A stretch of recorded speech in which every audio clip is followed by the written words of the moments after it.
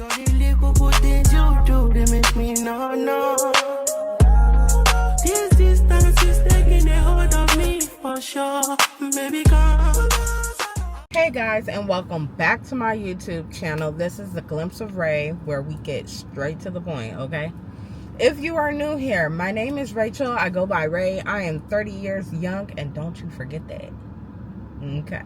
I've been married for 7 years. We are a blended family, but together we share 3 children, ages 4, 6, and 6 right now. We do not have twins. We have Irish twins. Our oldest together will be 7 on Tuesday. So right now at the moment we have our 2 6-year-olds. Every year are the same age for about 2 weeks. All 3 of them all have special needs. They all have autism, along with a long list of a bunch of other things. So if you want to know more about them, you can look back at my previous videos. So today, different scenery in my car. I know it's been like a week and a half, I think, or it's been a couple weeks since I uploaded, but I'm here. Okay, let's not focus on the past. But I don't know, today is just a vent session, just a little visual diary, if we will. Okay. Lately, I've been kind of in my head, and I'm kind of realizing more of things that I went through as a kid that's affecting me now to this day. And there were things that I realized like in my mid-20s, but now being in my 30s, I'm realizing more of. So I was in my 20s when my kids were diagnosed, right? And obviously I wanted to change that stigma of like in typical Black households where anything along of a disability was kind of looked past, it was brushed off. And so we got our kids evaluated. We've been getting them the help and the support that they need and so forth. We advocate for them to the best of our abilities, and no matter, regardless of who we have to speak to, we're always advocating for them. Naturally, you advocate for your child, but you always got to go a little bit harder when they have special needs. Especially for our oldest Trey, because he's nonverbal. So it's just other things lately that I've been realizing that's kind of made me think back to like, girl, you might have a little childhood trauma. Damn, So last week or a couple weeks ago, I was talking to my brother, and I was like, the kids, I typically have my goddaughter most of the week. So my goddaughter and Trey go to the same school, and then mine and my husband's 2 other kids, they go to 2 different schools.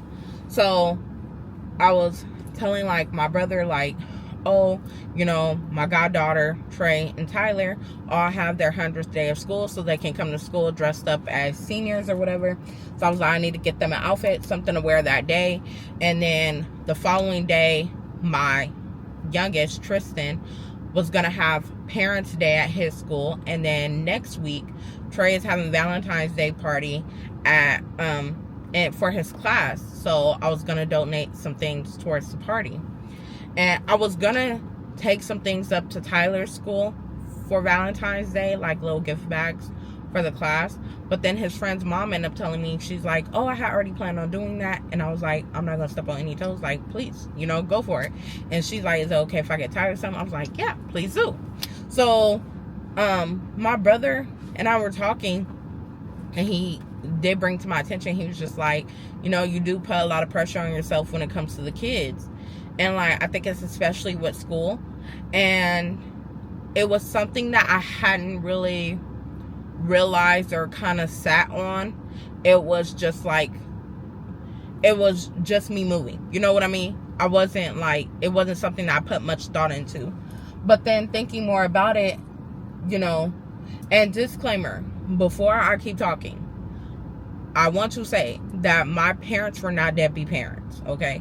They did the best that they could with what they had, and they worked very hard. They always provided a roof over our head and so forth. But getting older, there were things that I realized that I saw that I want to do a lot differently. I just remember as a kid, and there's nothing that I'm going to say in this video that I have not already said to my mom. My dad passed away 3 years ago, but there's nothing that I'm going to say in this video that I have not already said to my mom. Thankfully, my mom and I are at a place where there's mutual respect, so I can have a conversation with my mom about my childhood and things that affected me and bothered me then that I may just not be realizing, or that I knew that bothered me at that time, but I did not have the voice to speak up, or I wasn't really able to. And now to this day, when we have those conversations, my mom apologizes and she explains from her point of view and from where it was for her at that time. As a child, you don't really understand, but getting older, you do.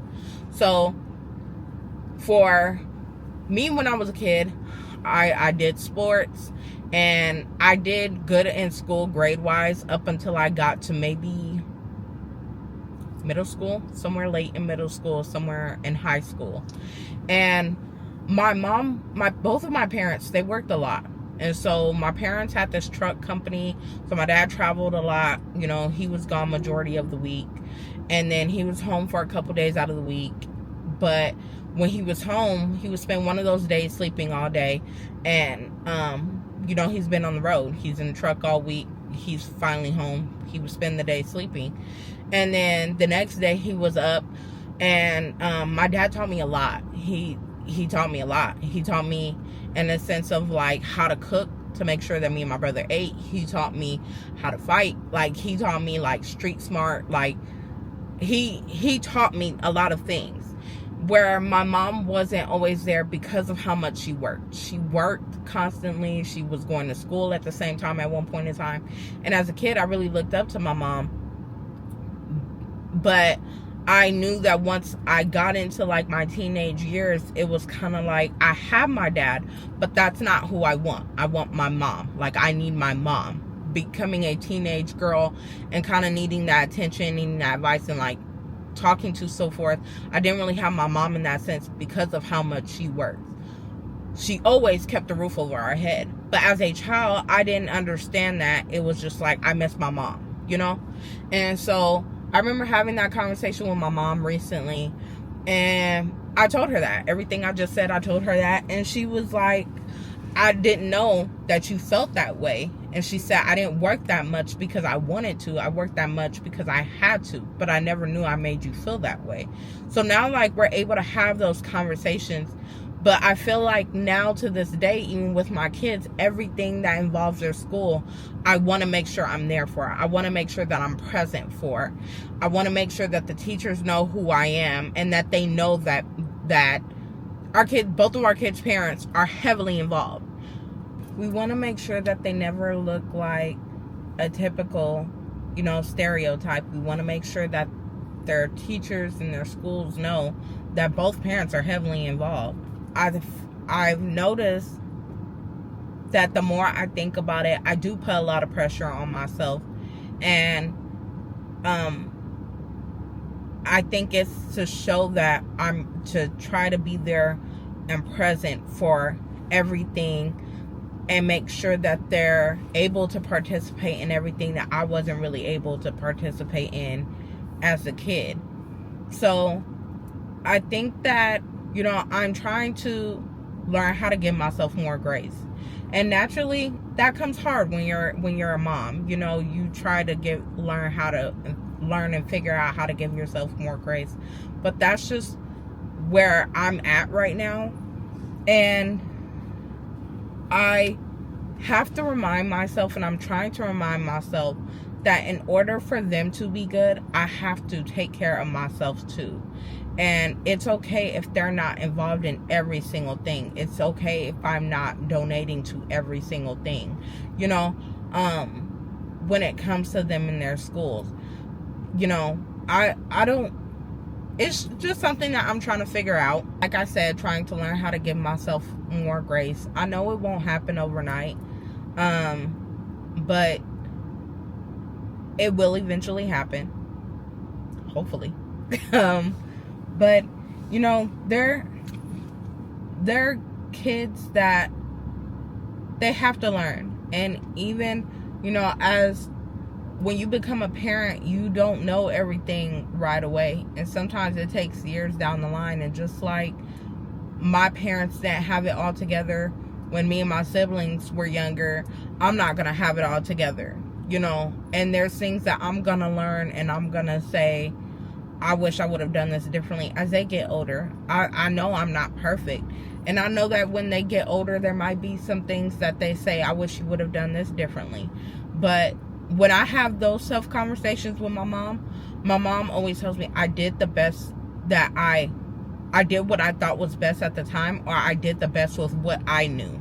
So the same way, you know, my mom will remind me I'm not the same mom that I used to be, which is true. She's not. And I'm not going to be the same mom within the many years that my kids will be alive.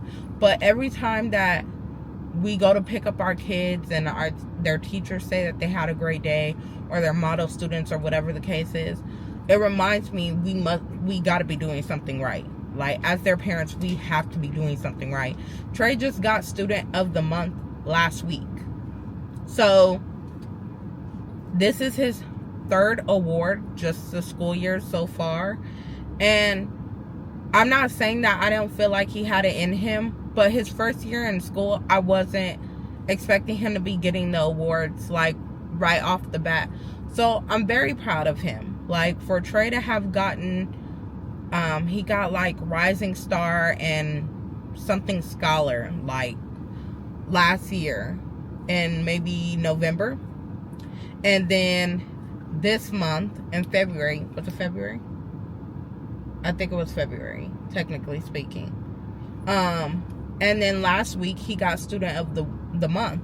So he got those awards this school year. And then Tyler has gotten Student of the Week once.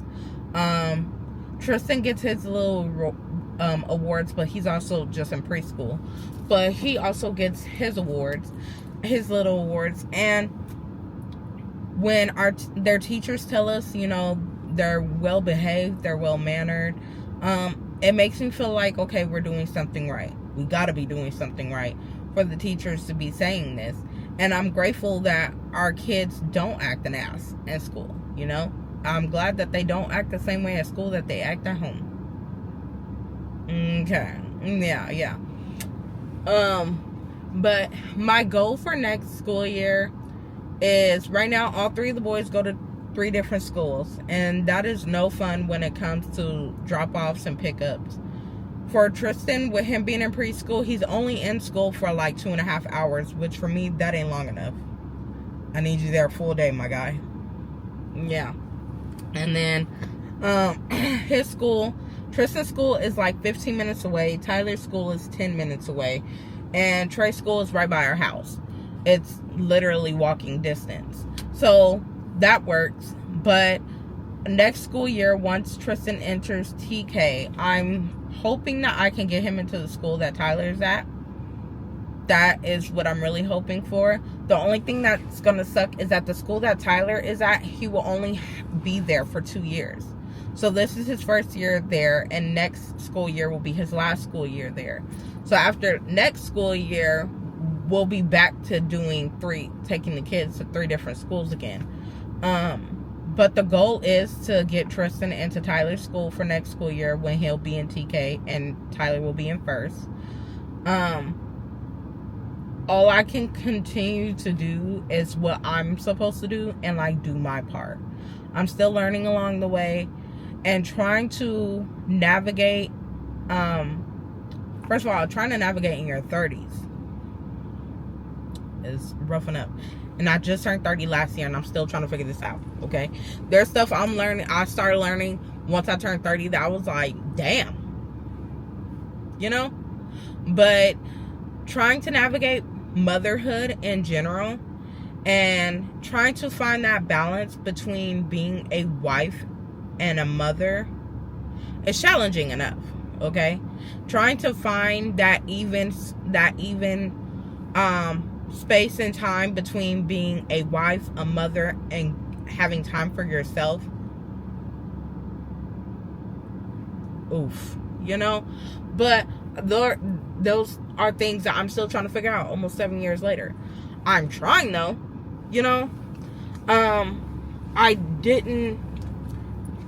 don't have it all together, and I'm still trying to figure it out, but I feel like nobody really has it all together. Nobody really has all the answers.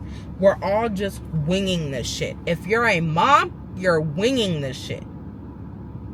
That's facts. You're taking it one day at a time, because I know I am winging it. Okay? Yeah. I'm trying to figure it out.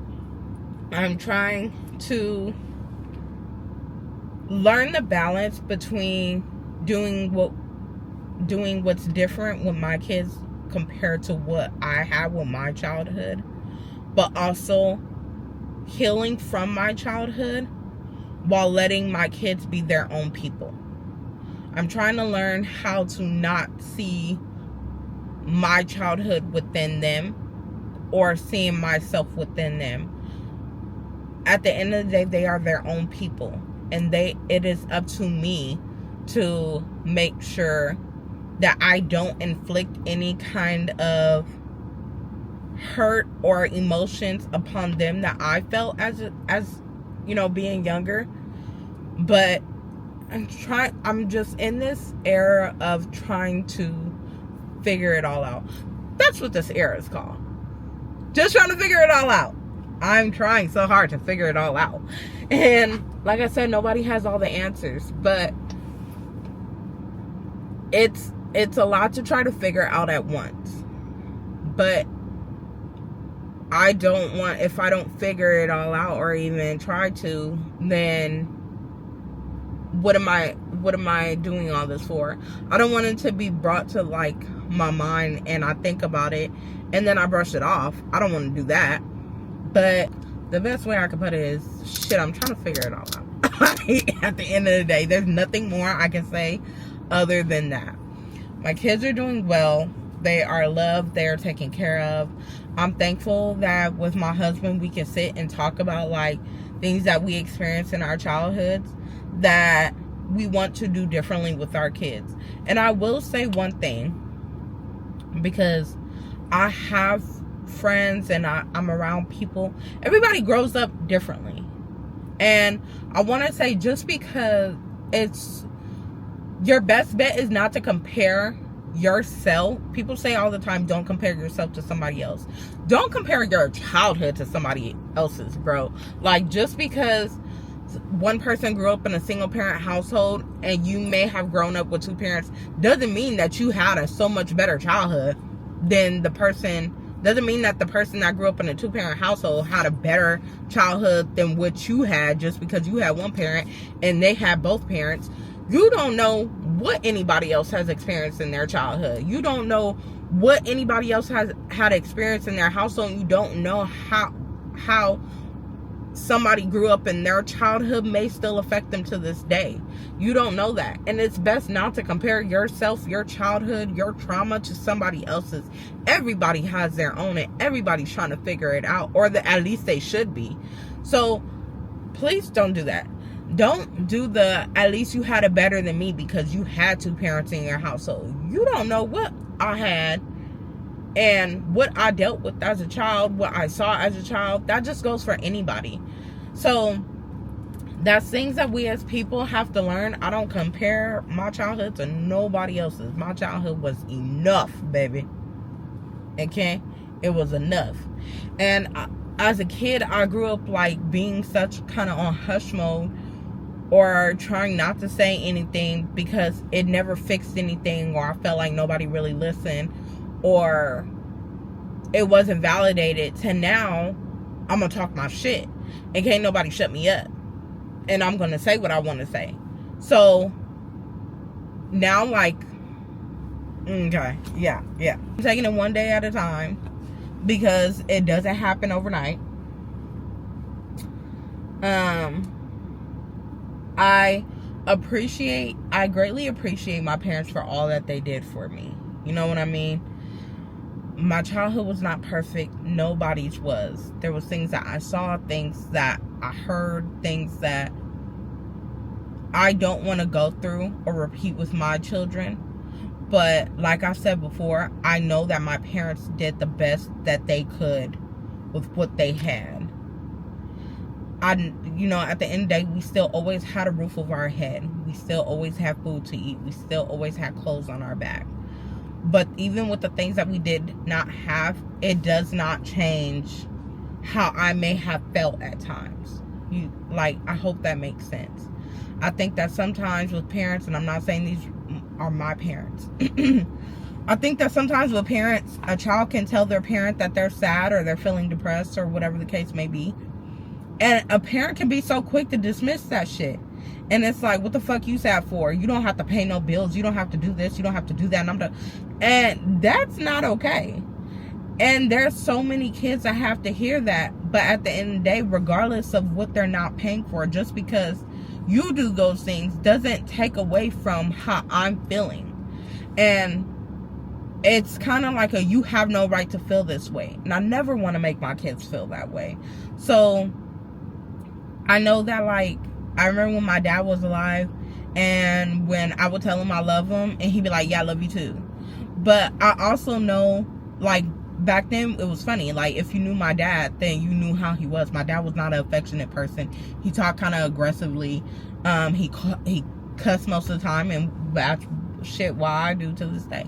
But, my dad wasn't an emotional or sensitive or affectionate type of person. But I also know my dad, we've had those talks before where he would tell me I didn't grow up in a household like that. My family didn't do that on a regular. They didn't do that randomly where they were just like, I love you, or randomly gave each other a hug. So he was a product of what he grew up in. And therefore he didn't know how to be affectionate with his kids. That didn't mean he didn't love us. Just because my parents didn't say I love you constantly doesn't mean that they didn't love us. It just was something that they didn't constantly or always said. So now where it's me, where I'm not that affectionate. I really hate being touched, if we're being honest. But somehow God gave me and my husband two non-affectionate people, a child whose love language is physical touch. I don't know what we did to deserve this, but the Lord did it. He did that. And I think that, and it's Tyler. Tyler's love language is physical touch, and he's affectionate. He wants to be in your skin. And that's how Tristan is sometimes too. And I think that God brought him into our lives to teach us how to get out of those ways. So now sometimes I have that reminder of, and don't get me wrong, it gets very overstimulating, but sometimes I have that reminder of damn, my dad said that this is not that type of household that he grew up in. Therefore, he didn't know how to do that with his children. And if I didn't grow up with that super affectionate household, I don't want to pour that into my children to where it continues to be something along our bloodline or our family tree where nobody's affectionate. So now I make sure to overly tell my kids I love you. I make sure to overly give them kisses on the cheeks. I pour into them with affirmations. I tell them, you're so strong, you're so handsome, and you're so smart. And granted, they get on my nerves. Don't get me wrong. They work my nerves. They crip walk on my nerves. Amen. Amen. Amen. But I make sure to still tell them that I love them. Because even though they might know that I love them, it does not hurt for them to hear it. And that's kind of something that I'm realizing as an adult. I didn't hear I love you all the time. I knew that they loved me, but I didn't hear it. And sometimes, even as an adult, sometimes you need to hear that. So as a woman, sometimes you want your man to just say, I love you, babe. You know the nigga love you, but sometimes you just want to hear it. Sometimes you're not feeling your best or feel like you look your best, and sometimes just your man coming by and say, damn, babe, you look beautiful. That changes everything for you within that moment, because sometimes it's just something that you need to hear, or sometimes you don't even realize that you need to hear it, but it just makes you feel better knowing that you just heard it, not even realizing, damn, that's kind of what I need to hear. So I try to do things differently in that sense, and it's hard when you grow up being non-affectionate, because when you don't grow up in an affectionate household, you go and you look for it other places. And I don't want that to be my kids. Coming from someone that did, that did that, I don't want that to be my kids. I don't want my kids to feel like they gotta go look for love elsewhere. You know what I mean? So I want to make sure that we pour that into them, no matter how annoying that they are, to remind them that we love them, to remind them that they're strong and they're smart and they're kind, and to be caring for someone else, for the next person. Because when you pour that love into them, they pour that love into someone else.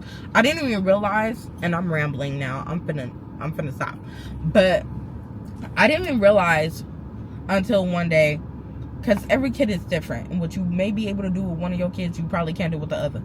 And for Tyler, when he's flipping his shit, sometimes we can ask him if he wants to take a deep breath, and sometimes we model that for him, and then he'll take a deep breath next. And so one day, one of the other kids, I think it was Trey, was losing his marbles, and so Tyler takes Trey's blanket to him, and he rubs his back, and he tells him to take a deep breath, and he tries to model it for him. And I was just like, wow, these kids really be paying attention, because for him to go to his older brother and try to calm him down the same way we try to calm him down, it's crazy. And it might be something small, but it's just like, wow, like, when you pour that love and that kindness into your kids, and kids are so fucking innocent, bro. Tristan's not innocent. That child, he's something, baby, and innocent ain't the word, okay? But when you pour that love into your child, kids have such the purest and most forgiving hearts that you don't even realize that they end up pouring it into somebody else. Because the way Tyler is so kind, that if you cough around him, he's going to run up to you and pat your back. If you sneeze, he's going to run up to you or yell at you from across the room, bless you. If you even look sad, or if you look frustrated, he's coming up, and all of our kids are saying, are you okay? And he's going to get little things for you that he knows belongs to you, whether it's your blanket, your pillow, your shoes. The way he's just so caring, it's like when you pour that type of love into your kids, they always end up pouring it into somebody else, whether it's another child or an adult. And sometimes you need that. And I say that to say, the same way that as a parent, you think, I want to pour this love into my child. I'm trying to pour this love into my child. Learn how to pour that love into you. And this is coming from somebody that's trying to learn how to do that too. Because you can't give all this love to your child, but not know how to give love and grace to yourself. Sometimes I have to tell myself the same affirmations that I'm giving my kids, I should be giving myself. I should be telling myself how beautiful I am. I should be telling myself how strong I am, how determined I am, how headstrong I am. But I don't do that. And that's something that I need to learn. So the same way as a parent or as a mother that you want to pour all this love and these affirmations into your child, learn how to do that for yourself too. Learn how to pour into yourself too, because you can't pour from an empty cup, baby. And that's just that. I'm going to close out this little bit section. It's this little visual diary. And when I'm going to go ahead and wrap it on up. Okay. If you want to find me outside of YouTube, you can follow me on Instagram at _SlayByRay. And if you liked what you saw, if you've watched any of my previous videos and you have not yet liked, comment, and shared, and subscribed, what is wrong with you? How was you cool? Okay. Like I said, like, comment, share, subscribe. Okay? And I will see you guys on the next video. Bye.